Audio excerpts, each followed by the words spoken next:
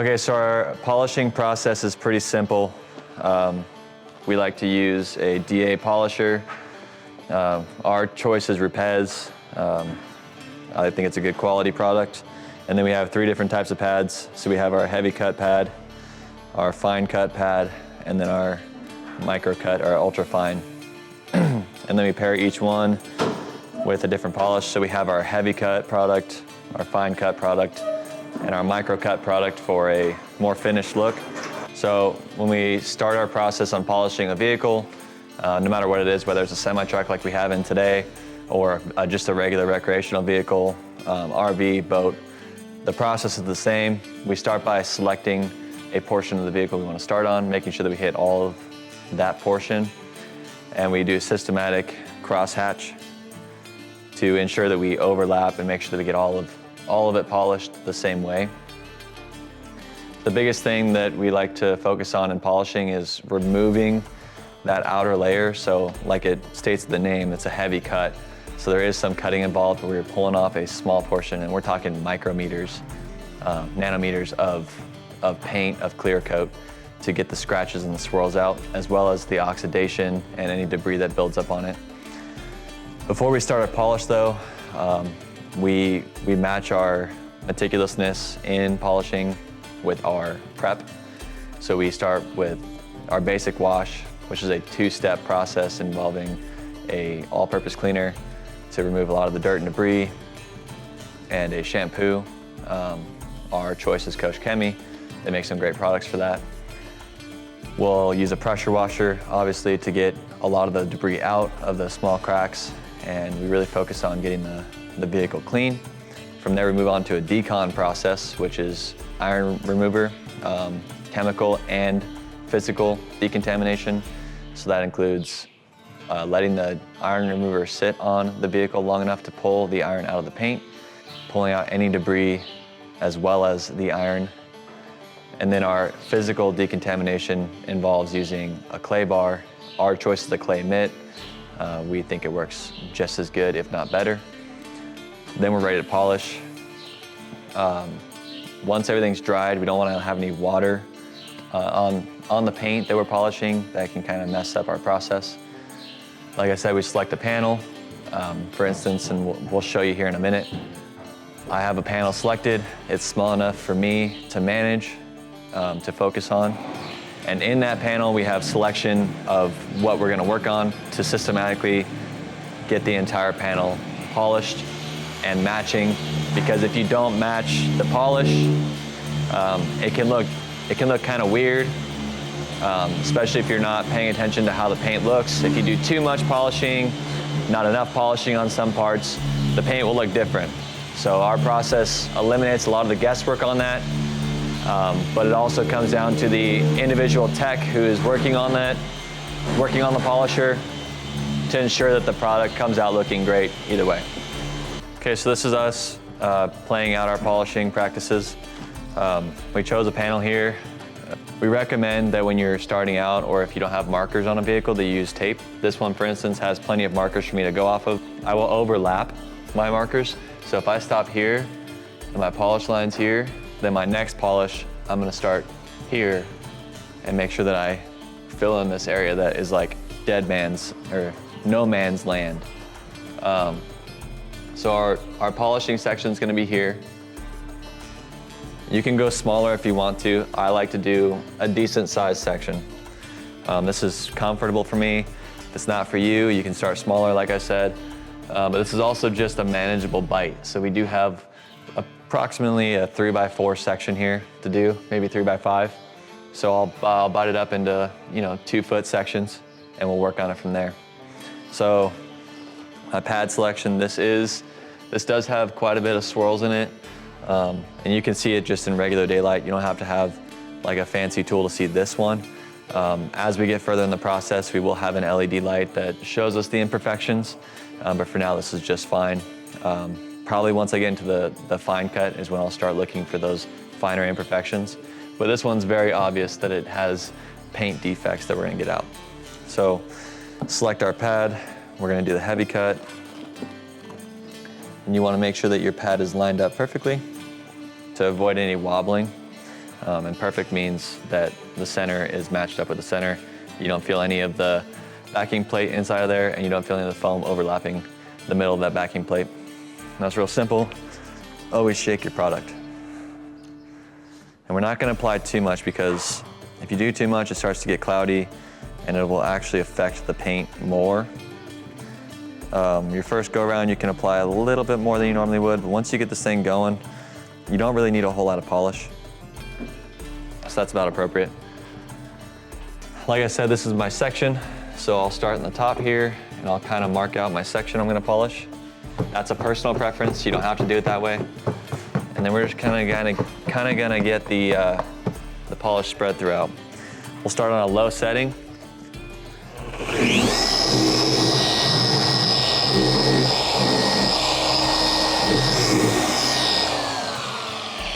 It's that simple.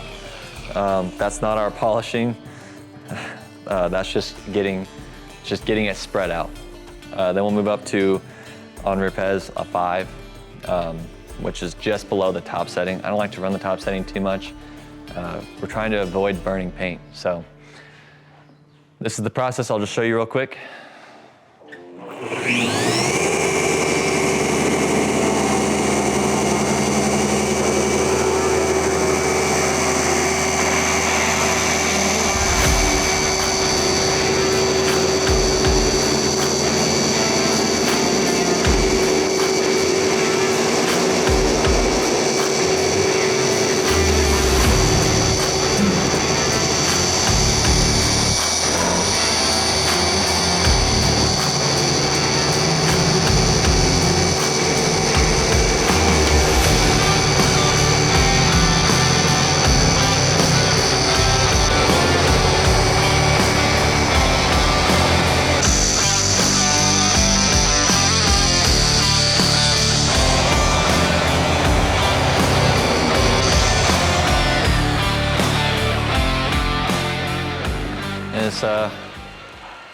It's pretty simple.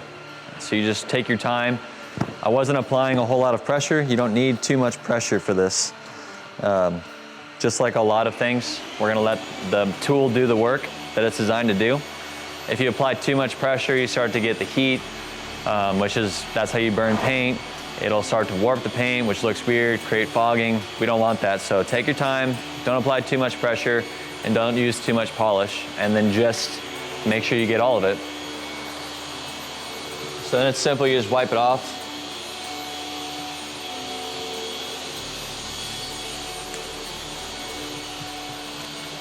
Flip the towel over, wipe it again.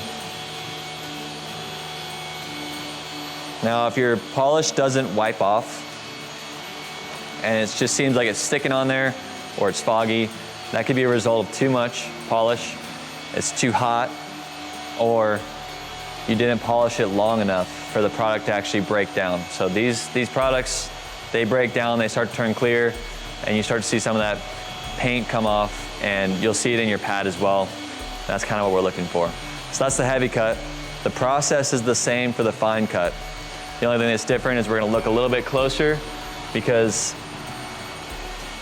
I can't see that with the naked eye and basic light. I can't see too many defects right now, besides the obvious ones, which is actual damage to the paint. But besides that, I can't see the micro swirls, but I promise you there still are. They're just not visible right now. So we break out our LED light and we do a closer inspection to make sure that we're getting all of that out. Okay, so now we've successfully completed our heavy cut, so we're gonna move on to our fine finish. That's our yellow pad from Rupes. Don't go off the color system we have, because every brand is different. Rupes just happens to be yellow. I've seen yellow heavy cuts from different brands, so same exact thing. So we're gonna match up. We're gonna match up on our backing plate and make sure that there is no overlap and that it's nice and squared off. Like I said, if you don't do that, it's going to wobble. You're not gonna get a good product. And then always shake. Make sure that's nice and mixed up. And once again, we're not gonna apply too much, because too much, it doesn't mean better. It means that you might have a bad product. Sometimes you can get lucky, but I wouldn't gamble it. So we just do the same amount every time. Remember, a new pad, you can add a little bit more. and that's about appropriate. I'm gonna have Chase demonstrate this portion, and we're gonna get nice and close up so you can see how the work is actually done.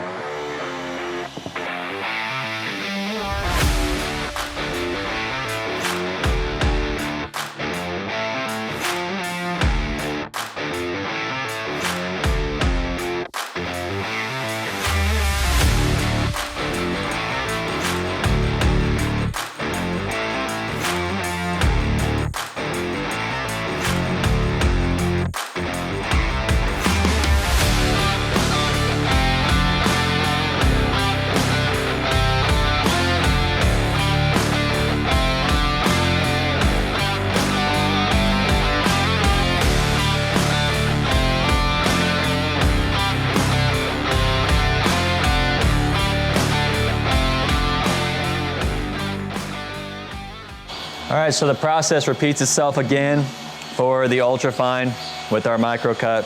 Same thing, you apply the pad and you add your microcut. Nothing changes, it's all the same pattern, it's the same process, it's just a closer look. Like I said, we use our LED lights to make sure that we get all the microcuts out. And then of course, wipe it off at the end.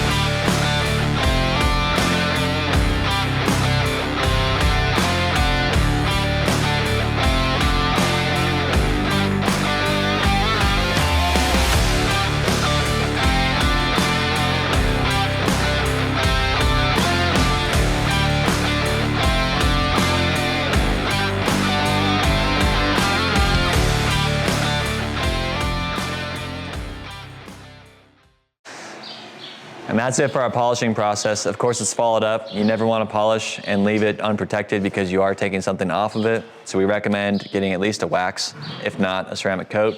Ceramic coat is best, in my opinion. Lasts longer, it has a better gloss to it. It's basically a clear coat that you're adding to it. Our product that we use has a 9H hardness, and it's from System X. They're a trusted brand. We recommend them because they have a lifetime warranty. Their product is glossy, and that's what we use. So that's it for our polishing. And we're gonna get this Peterbilt finished and looking show ready for SEMA. Even though it's not going to SEMA, that's our mentality, is everything's going to SEMA. It's gotta look perfect. And so we'll see you on the next one.